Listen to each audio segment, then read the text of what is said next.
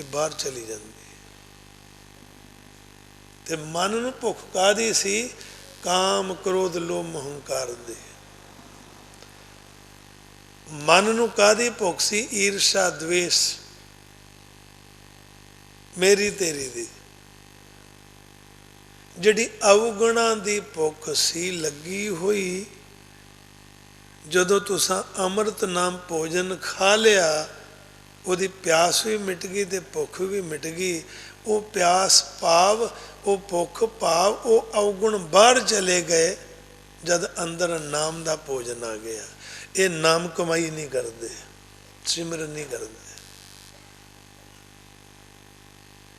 भुख लगी रहिंदी। भुख उदण हटेगी, भुख उदण खत्म होवेगी जिदण वो रोटी खावेगा, जदों वो रोटी खावेगा। फिर चंगा भला हो जाता बंदा। अरे इत्थों तक छोटे बच्चे नूं भुख लगी, रोणों नहीं हटता। मां दुध पिया देवे, दुध दे देवे, रोना हट जाता। हुण रोना कित्थे चला गया? ढिड बड़ाऊं बड़ाऊं करता सी, रोटी खा ली, मां ने दुध पियाता, भुख बाहर चली गई। देखो बाबा फरीद जी एक जगह कहते ने कि फरीदा मौतों भुख बुरी, मौतों भुख बुरी, राती खा के सुते, सवेरे फिर चढ़ी। अच्छा राती निबेड़ के सौंदा बंदा, कम खा लिया, ज़्यादा खा लिया, सवेरे फिर चढ़ी। कहता जिंदगी च मौत तो एक बार आउंदी है, ये भुख तो बार बार लगती है। तो जिहड़ी चीज़ बार बार लगती तो आपां बार बार रोटी खांदे, बार बार रोटी खांदे। इसे तरह साडे मन नूं भी भुख लगती है, साडी आत्मा दा उहदे नाल गंढ बजी है।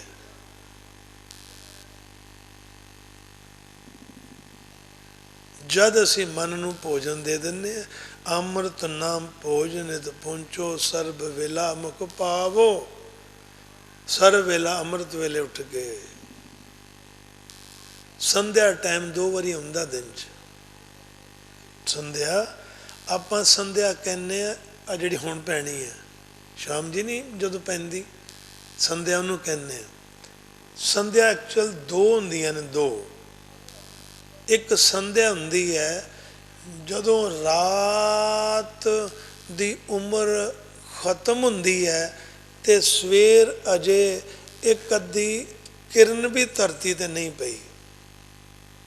समझो जिद्दां रात नूं 12 बजे नहीं तरीक बदलती, तो जो पूरे 12 बज जाते उदों ना शुक्रवार हुंदा ते ना शनीचरवार हुंदा। गल समझो, ना शुक्रवार हुंदा ना शनीचरवार हुंदा। वो है संध्या टाइम कि रात दी उम्र खत्म ते सवेर सूरज दी किरण एक भी नहीं गई बाहर। थोड़ियां जी किरणां पसर गईयां ते समझो दिन दी उम्र घट गई, उन्नी जिन्नियां किरणां पसर गईयां। एक संध्या हुंदी शाम नूं,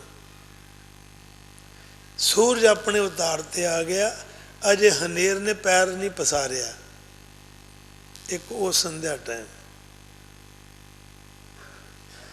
रब नूं याद करन दा वेला, सुता ते जाग बंदिया तेरे नाम जपन दा वेला। जद तक अड़ा राती राम रौला जा पै रहा सी, क्यों सीगा वो? भजन कमाई दी कमी। राती 12 साढ़े 12 1 बजे लंगर घर सामने इकट्ठे हुए कुछ बंदे, नाम कमाई दी कमी, सिमरन दी कमी, जप तप दी कमी, नाम धन और माया धन ये फर्क नहीं पता जब तक।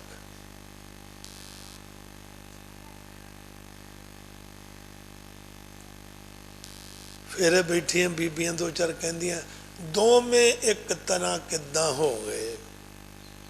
एक संत महात्मा कहते देखो रब उदों मिलता जो बंदा जग का ध्यान छड्ड दिंदा है, जग का छुटकारा कर दिंदा। ਜਦੋਂ ਬਣੀ ਗਿਆ ਸੂਫੀ ਮਤ, ਨਾ ਕਿਸੇ ਦੇ ਬਣਦੇ ਨਾ ਕਿਸੇ ਨੂੰ ਆਪਣਾ ਬਣਾਉਂਦੇ, ਉਹਨਾਂ ਦੀ ਰਿਸ਼ਤੇਦਾਰੀ ਸਿਰਫ ਆਪਣੀ ਆਤਮਾ ਨਾਲ, ਤੇ ਆਤਮਾ ਦੀ ਰਿਸ਼ਤੇਦਾਰੀ ਸਿਰਫ ਪਰਮਾਤਮਾ ਦੇ ਨਾਲ।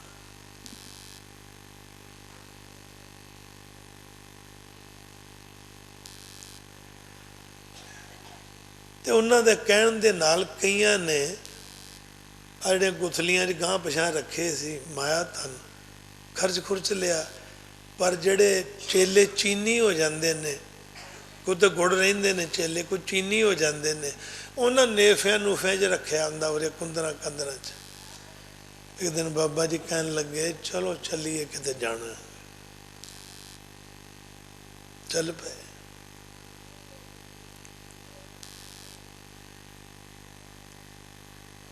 ਨਾਮ ਧਨ ਨੇ ਚਿਹਰੇ ਦੇ ਨੂਰ ਦੇ ਉੱਤੇ ਚੰਨ ਚੜਾਇਆ ਸੀ, ਸੂਰਜ ਝਿਲਮਿਲ ਝਿਲਮਿਲ ਕਰਦਾ ਪਿਆ ਸੀ।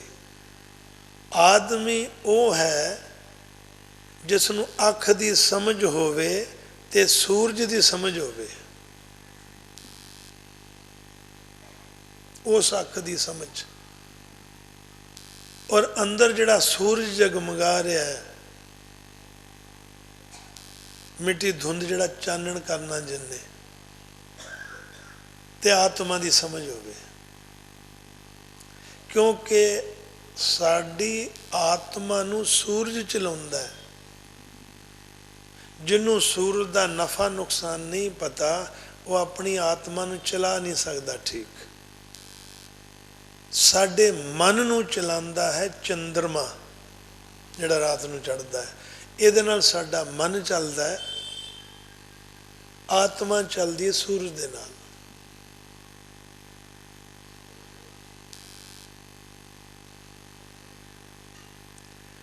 ਤਾਂ ਅਸੀਂ ਬੇਨਤੀ ਕਰ ਰਹੇ ਸੀਗੇ ਕਿ ਉਹ ਪਾਣੀ ਦੀ ਕਿਸ਼ਤੀ 'ਚ ਚੜ੍ਹੇ ਗੁਰੂ ਜੀ, ਮਲਾ ਨੇ ਕਿਸ਼ਤੀ ਪਾਰ ਕਰਤੀ, ਤੇ ਬਾਬਾ ਜੀ ਕੋ ਤਾਂ ਕੁਝ ਵੀ ਨਹੀਂ ਸੀ ਹੈਗਾ, ਲੰਗੋਟੀ ਪਾਈ ਸੀ, ਹੱਥ ਇੱਕ ਮੰਡਲ ਫੜਿਆ। ਕਿਸ਼ਤੀ ਵਾਲੇ ਮਲਾ ਨੇ ਮੱਥਾ ਟੇਕਿਆ, ਜਦ ਜਾਤ ਉਦੋਂ ਕਿਸ਼ਤੀ ਤੋਂ ਪਰਲੇ ਬੰਨੇ ਖੜਿਆ, ਫਿਰ ਮੱਥਾ ਟੇਕਿਆ, ਤੇ ਜੋ ਕੁਝ ਸਰਿਆ ਬੁਣਿਆ ਉਹ ਵੀ ਦਿੱਤਾ।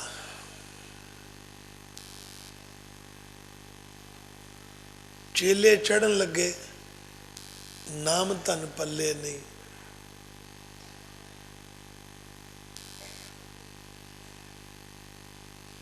ਕਿਸ਼ਤੀ ਵਾਲਾ ਕਹਿੰਦਾ ਪਹਿਲਾਂ ਪੈਸੇ ਦਿਓ,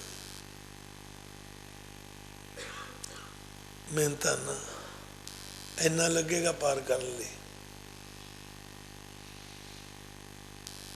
ਕਹਿੰਦੇ ਨਹੀਂ ਹੈਗਾ। ਕਿਸ਼ਤੀ ਵਾਲਾ ਕਹਿੰਦਾ ਫਿਰ ਨਹੀਂ ਮੈਂ ਖੜਦਾ ਪਾਰ, ਫਿਰ ਨਹੀਂ ਮੈਂ ਲੈ ਕੇ ਜਾਊਂਗਾ। ਫਿਰ ਆਪਸ 'ਚ ਇਸ਼ਾਰੇ ਕਰਦੇ, ਕੱਢ ਯਾਰ ਜਿਹੜਾ ਮਾਲ ਰੱਖਿਆ। ਪੇਮੈਂਟ ਕੀਤੀ, ਕਿਸ਼ਤੀ ਵਾਲੇ ਨੇ ਪਾਰ ਕਰਤਾ। ਹੁਣ ਗੁਰੂ ਔਰ ਸੇਵਕ ਆਮਣੇ ਸਾਹਮਣੇ ਹੋਏ।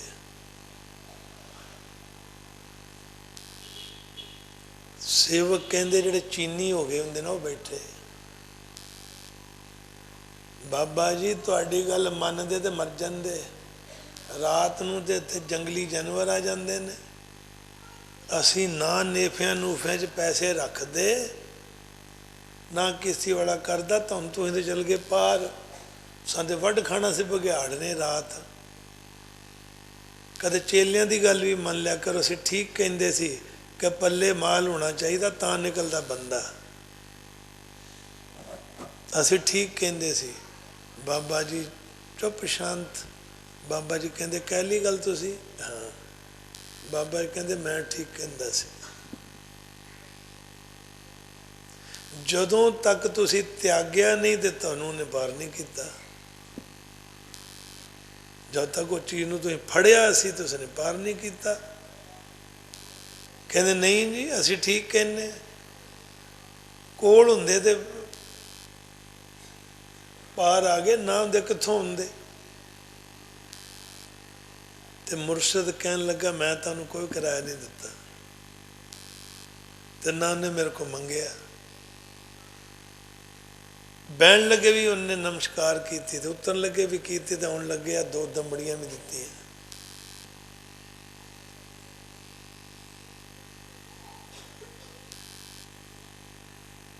कहते जी गल नहीं समझ पई। उन्होंने गुरु कह लगे कि नाम धन दा सिक्का तो इं भी चलता है तो उं भी चलता है।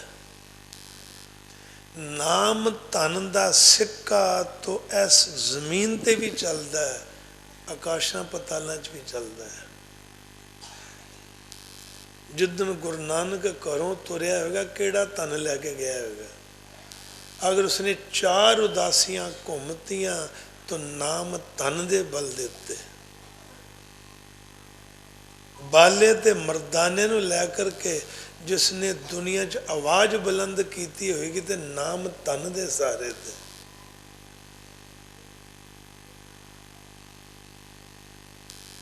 जेड़ा धन तुसी कहंदे हो ये किते किते चलदा, सब जगह नहीं चलता।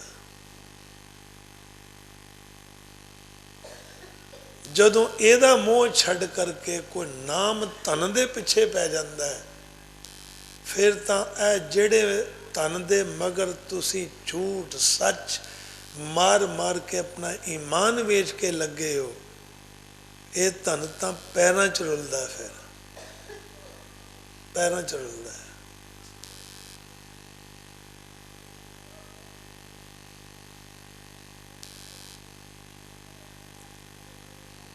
160-70 रुपये लैके सतगुरु दर्शन दास जी बटाले चों बाहर आए। सानू याद है उस दिन ओह कपड़े पाए जिहड़े तन ते पाए सी।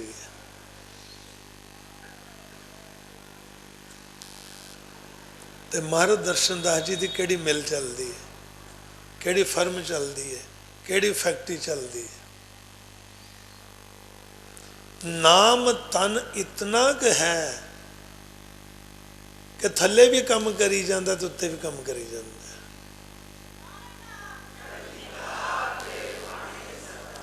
असी अपने घर की सफाई नहीं करा सकते, 10 बार सोचते हैं कराइए ना कराइए। एक कमरा पाउना हुंदा तो हेठली उत्ते आ जाती है, एक न्याणा विआहना हुंदा तो मुश्किल खड़ी हो जाती है। तो 20 रुपये का लंगर लाया गुरु नानक का, अज तक दुनिया च लंगर लगे ने, पहले पंगत पाछे संगत। 165 रुपये खर्चे हुए मिशन दे, इतना कि नाम धन कमा लिया। तो नाम धन कमाने लिए आख्या आ वेख लो महाराज दर्शन दास दा हिंदुस्तान ही नहीं बाहरले मुल्कां तक महल ही महल खड़े ने, महल चुबारे बन बन के खड़े ने। इथों तक जितने भी भगत ने उन्होंने दे हिरदियां च महाराज दर्शन दास रहिंदा। ए सब महल मनारे महाराज दर्शन दास दे बैठे, उन्होंने नाम धन की कमाई दे सिर ते, लोक भलाई दे सिर ते, विष्णु स्वभाव दे सिर ते, कर भला जो हो भला दे सिर ते।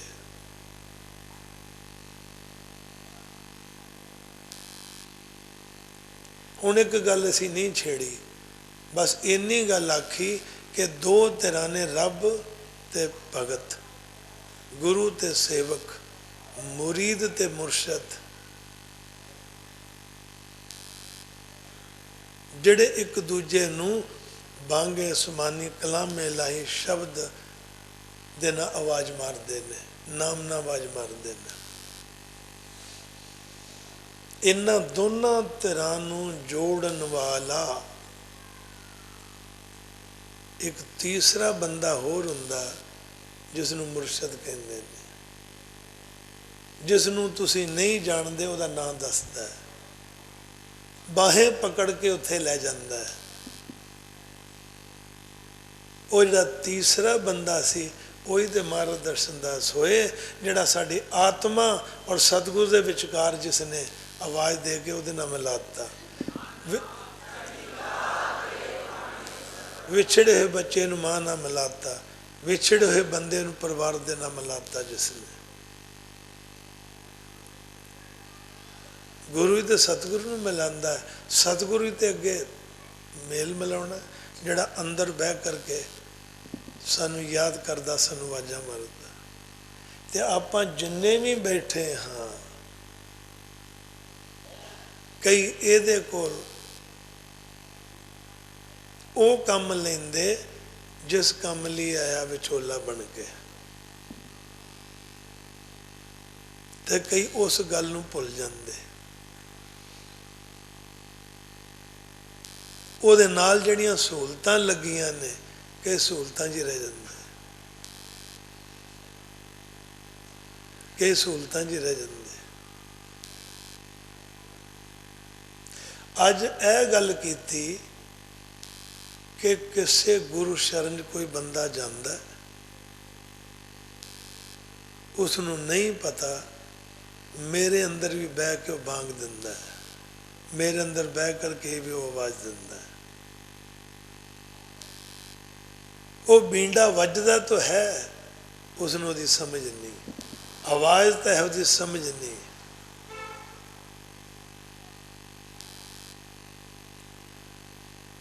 ਜਦੋਂ ਅਸੀਂ ਪੈਦਾ ਹੋਏ, ਸਾਡੀਆਂ ਅੱਖਾਂ ਦੇਖਦੀਆਂ ਸੀ, ਸਾਡੇ ਮੂੰਹ 'ਚ ਆਵਾਜ਼ ਸੀਗੀ, ਪਰ ਮਾਂ ਨੇ ਪਹਿਚਾਨ ਕਰਾਈ ਅੱਖਾਂ ਨੂੰ, ਇਹ ਗਲਾਸ ਹੈ, ਇਹਨੂੰ ਗਲਾਸ, ਇਹ ਗਲਾਸ ਹੈ, ਇਹ ਤੇਰਾ ਡੈਡੀ ਹੈ, ਇਹ ਤੇਰੀ ਦਾਦੀ ਹੈ, ਤੇਰੀ ਚਾਚੀ ਹੈ। ਅੱਖਾਂ ਨੂੰ ਪਹਿਚਾਨ ਕਿਨ ਕਰਾਈ? ਯਾਨੀ ਚਾਚੇ ਔਰ ਪੁੱਤਰ ਦੇ ਭਤੀਜੇ ਦੇ ਵਿਚਕਾਰ ਕਿਨ ਕਰਾਈ? ਤੀਜੇ ਬੰਦੇ ਮਾਂ ਨੇ। ਤੇ ਜ਼ੁਬਾਨ ਨੂੰ ਲਫ਼ਜ਼ ਕਿਨ ਦਿੱਤੇ? ਮਾਂ ਨੇ। ਇਹਨੂੰ ਰੋਟੀ ਕਹੀਦਾ ਬੇਟਾ, ਇਹਨੂੰ ਪਾਣੀ ਕਹੀਦਾ, ਇਸ ਨੂੰ ਚੀਨੀ ਕਹੀਦਾ, ਇਹ ਚੀਜ਼ ਗਰਮ ਹੈਗੀ, ਇਹ ਚੀਜ਼ ਠੰਡੀ ਹੈਗੀ। ਯਾਨੀ ਆਵਾਜ਼ ਨੂੰ ਬੋਲ ਦੇਣ ਵਾਲੀ, ਲਫ਼ਜ਼ ਦੇਣ ਵਾਲੀ, ਲਫ਼ਜ਼ਾਂ ਦੀ ਪਹਿਚਾਨ ਦੇਣ ਵਾਲੀ ਸਾਡੀ ਮਾਂ, ਜਿਹੜਾ ਵਿੱਚ ਵਿਚੋਲਾ ਆ। ਤੇ ਅੱਖਾਂ ਨੂੰ ਪਹਿਚਾਨ ਦੇਣ ਵਾਲੀ ਕਿ ਇਹ ਮੰਜਾ ਹੈ, ਇਹ ਕੁਰਸੀ ਹੈ, ਇਹ ਰੋਟੀ ਹੈ, ਇਹ ਪਾਣੀ ਹੈ, ਪਹਿਚਾਨ ਦੇਣ ਵਾਲੀ ਸਾਡੀ ਮਾਂ। ਫਿਰ ਸਾਨੂੰ ਪਤਾ ਲੱਗਾ ਕਿ ਇਹ ਪਾਣੀ ਪੀਣਾ ਚਾਹੀਦਾ, ਇਹ ਰੋਟੀ ਖਾਣੀ ਚਾਹੀਦੀ ਹੈ, ਇਸ ਮੰਜੇ ਤੇ ਸੌਣਾ ਚਾਹੀਦਾ, ਇਹ ਕੁਰਸੀ ਹੈ, ਇਹ ਗੰਧ ਹੈ, ਇਹ ਉਸਤਤ ਹੈ, ਇਹ ਨਿੰਦਿਆ ਹੈ, ਇਹ ਝੂਠ ਹੈ, ਇਹ ਸੱਚ ਹੈ, ਇਹ ਅੱਗ ਹੈ, ਇਹ ਪਾਣੀ ਹੈ। ਫਿਰ ਉਹਨੇ ਕਿਹਾ ਅੱਗ 'ਚ ਨਾ ਜਾਈ, ਸੜ ਜਾਏਗਾ, ਕੰਡਿਆਂ 'ਚ ਨਾ ਜਾਵੀਂ, ਕੰਡੇ ਲੱਗ ਜਾਣਗੇ, ਬਿਜਲੀ ਨੂੰ ਹੱਥ ਨਾ ਲਾ ਲਈ, ਚੰਬੜ ਜਾਏਗਾ। ਜੇ ਉਹਦੇ ਕਹਿਣ ਨਾਲ ਬੱਚਾ ਤੁਰਿਆ ਰਵੇ ਤੇ ਥੋੜੀ ਕੀਤੇ ਦਾ ਨੁਕਸਾਨ ਨਹੀਂ ਹੁੰਦਾ। ਤੇ ਜਿਹਨੂੰ ਬਾਂਗਾਂ ਦੇਣੀਆਂ ਨੇ, ਉਹਦੀ ਬਾਂਗ ਸਾਨੂੰ ਇਹਨਾਂ ਨੇ ਦੱਸਤੀ, ਬਾਂਗ ਇੱਦਾਂ ਦੇਈਦੀ ਹੈ, ਆਵਾਜ਼ ਇੱਦਾਂ ਦੇਈਦੀ ਹੈ, ਉਹਦਾ ਰੂਪ, ਉਹਦਾ ਸਰੂਪ ਹੈਗਾ, ਇਹ ਉਹਦਾ ਨਾਮ ਹੈਗਾ। ਤੇ ਇਹ ਕੰਮ ਛੱਡ ਦੇ, ਇਹ ਕੰਮ ਚੰਗੇ ਨੇ, ਇਹ ਕਰ ਲੈ। दर्शन दरबार WZK 12A न्यू महावीर नगर, तिलक नगर, नजफगढ़ रोड, नई दिल्ली 110018। Phone number 01125991154। वेबसाइट www.kantdarshandarbار.org।